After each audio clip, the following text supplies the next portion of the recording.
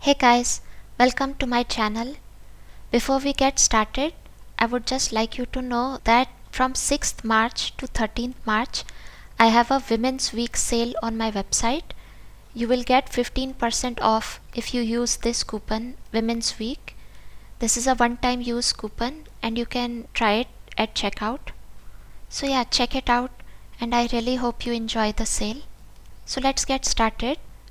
Today I would like to talk to you about the Bollinger Bands breakout strategy. This is a set of two indicators, the arrows and the scanner indicator. And this is the arrows indicator is also on the MQL5 marketplace, and the scanner indicator that is free to download from right here. You can also try the arrows demo right here. This demo will work for these three pairs, and all the other extras for this strategy, they are right here in this zip file, and you can also get this sample template. Now the arrows indicator, it will calculate the Bollinger Band slope using this indicator. Now it uses this internally, so you don't need to have this on your chart. But in case if you would like to see the Bollinger Band slope, the Bollinger Band's histogram, then you can also get this. But once again, this indicator is not necessary for this arrows indicator to work. It will use this internally. So let's get started with the main strategy, and after that I'll explain each of the settings in detail. Let me just hide these debug messages.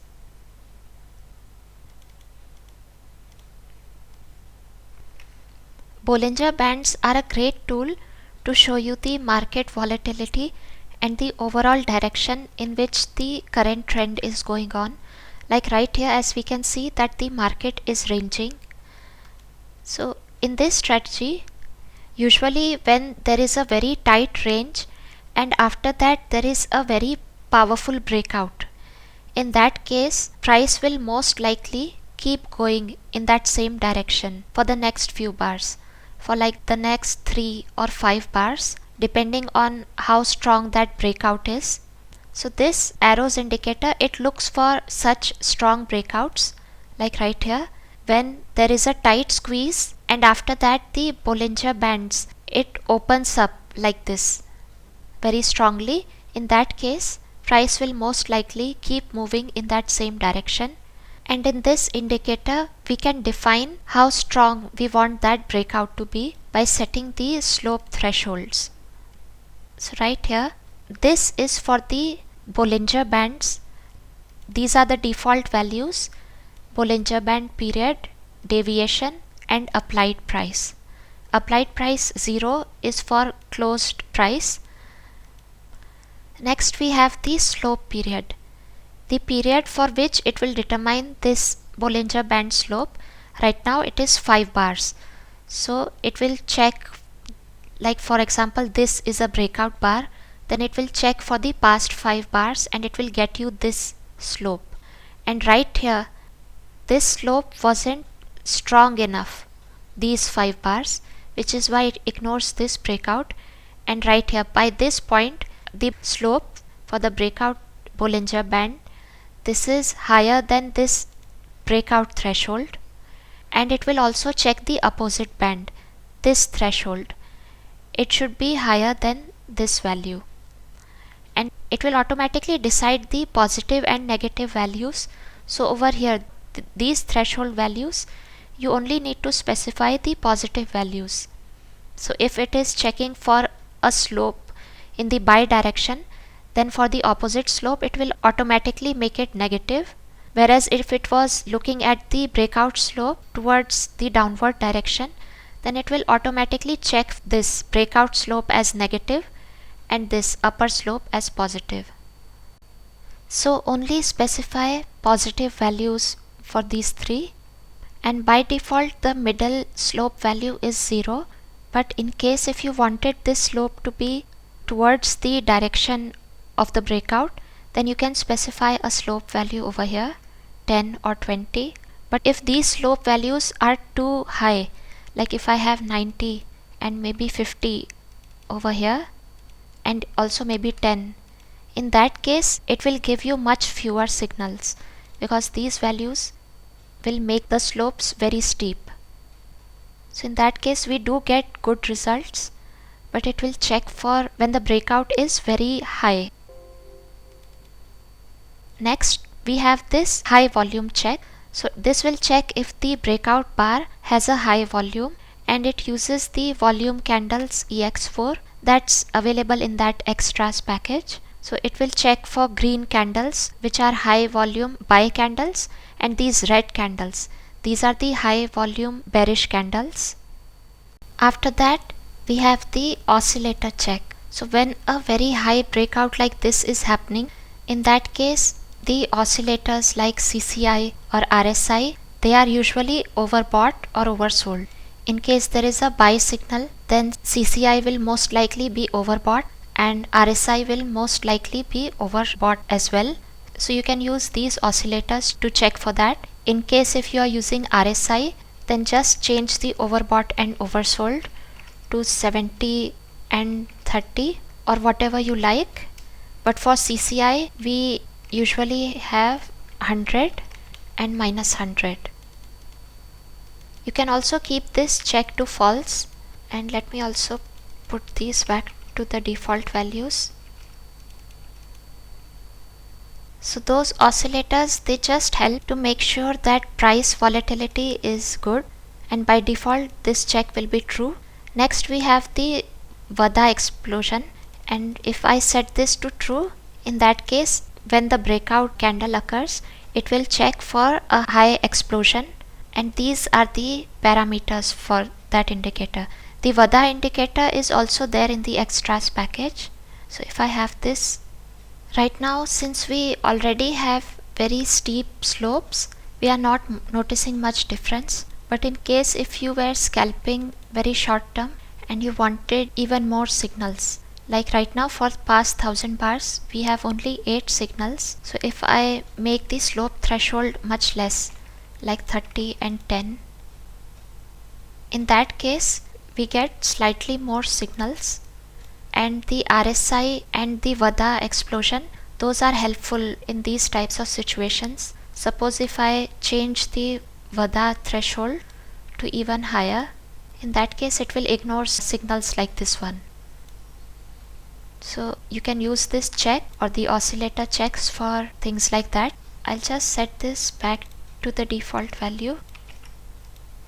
Next we have the Ssl check. So same way as Vada, we have this Ssl indicator. This will check for the trend direction. So let me just put that on the chart.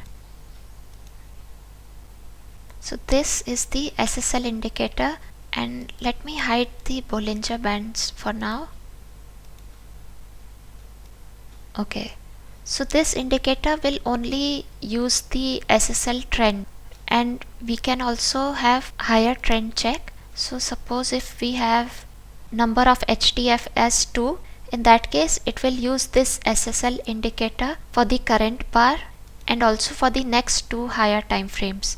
And right now we are on H1, so it will check H4 and D1, and if the trend direction is also in the same direction, only then it will allow these signals. And if I have that as false, in that case it will give us a lot less percent, because it will also allow signals like this. So by default this is true, and the higher time frame is 2. And if I have like say 0, in that case if this is true, then it will only check the current time frame and it won't check the next 2 higher time frames. Right here this signal will be against the higher time frame trend. If I say I want 2 time frames, in that case it will check H1, H4 and D1. So it will give you much better signals if you keep that as default 2. And right here these are the parameters for that Ssl indicator. That's also available in the extras package. And finally we have the max spread check, and you can leave this at 0 to ignore the spread, or else if I have something like 10, in that case it will only use pairs with spread that is less than this value. I'll set it to 0. And all the remaining settings, these are for the pop-up alerts and different kinds of alerts, and these settings, they are for the panel or whether or not you want these win or loss tick marks.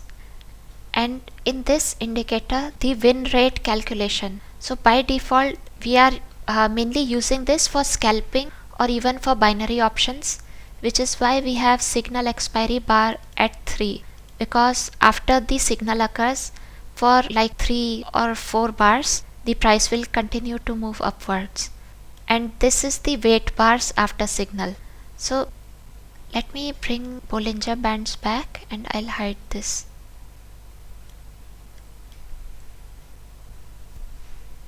So there are a lot of breakouts that occur, like this is a breakout bar and this one and this one. So to make sure that we don't get multiple signals one after the other, we can set this value wait bars after signal.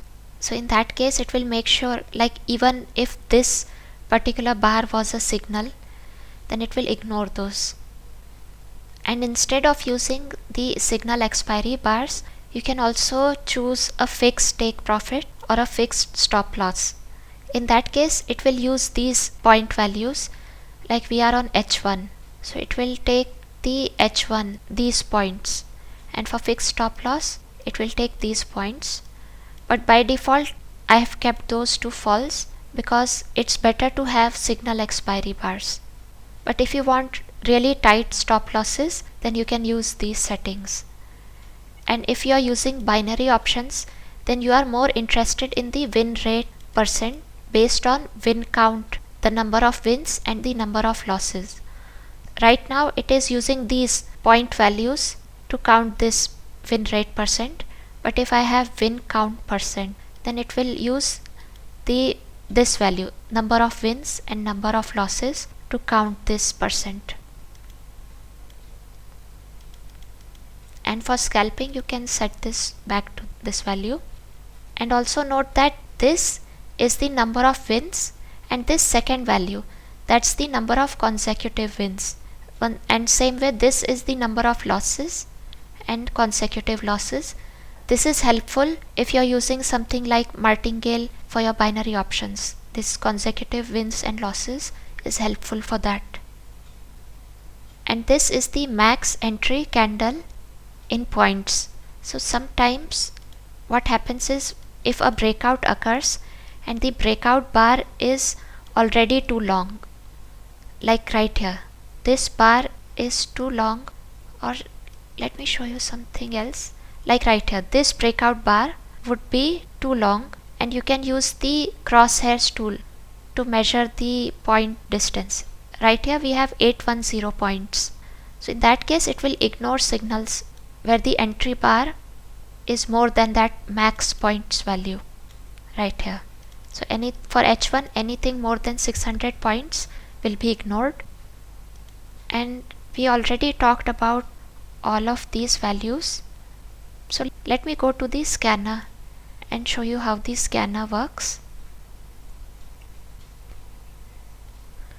Now sometimes based on the trading time, certain pairs will give you good values because the volatility is good over there, and certain pairs they will give you lower percentages.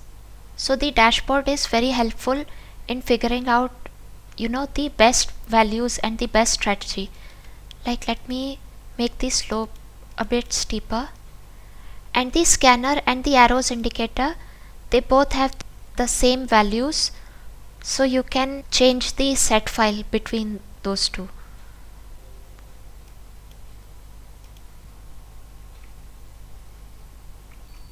And you don't really need the slope indicator, but in case if you want to see the slope histogram on chart, let me just show you the Bollinger Band slope right here. This is the Bollinger Band slope indicator, and over here we can set the Bollinger Band settings, the slope period like we saw, and the slope high and slope low. This is for the main channel.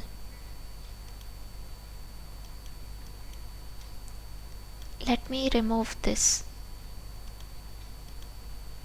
Now if I have the main channel slope as maybe 10,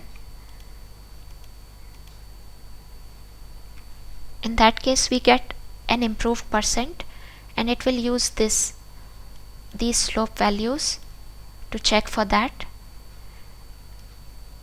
And the upper and lower bands, these slope values you can get them from here.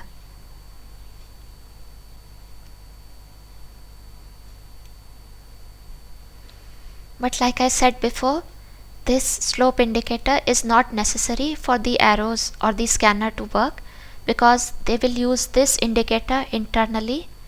But in case if you want to see this indicator on your chart, then you can get it from this link that I showed you earlier, right here, this one.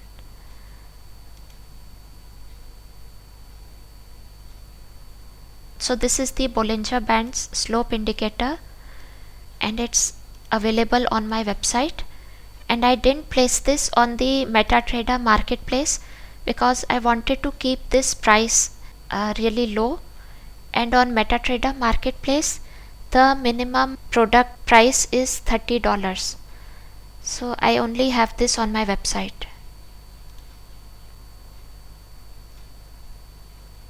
And you can just go through this post.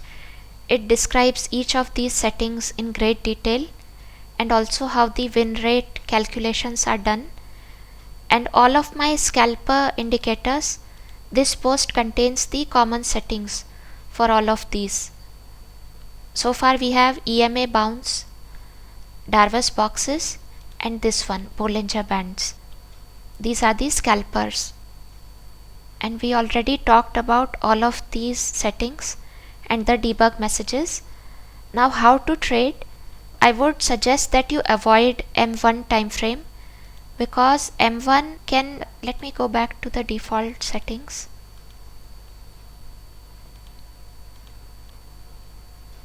Now if I go to M1, so M1 can have some very unpredictable results sometimes, because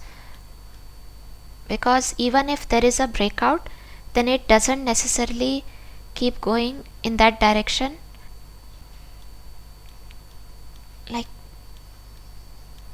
But if you are scalping on M1, and if you see signals like this one, where there is a very tight range, and after that the Bollinger Band breakout happens, and if that breakout is, if the slope is very high, in that case you might get good signals even on M1. Like, let me have a very high threshold, maybe 20. In that case you will get better signals even on M1. But just be careful, and I would suggest trading at least M5 and maybe like M15. If you are using binary options, I know that you will prefer M1 and M5, so you can try these out.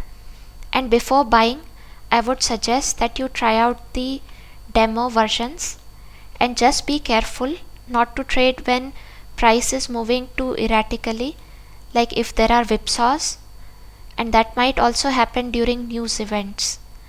So only trade this when you have high volume and high volatility, because those signals will be very good.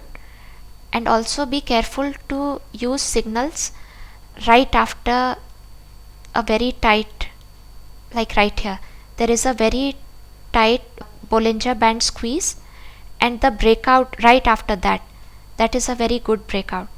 So just look for such signals, a tight squeeze and then a sudden breakout where the Bollinger Band opens up like this. So I think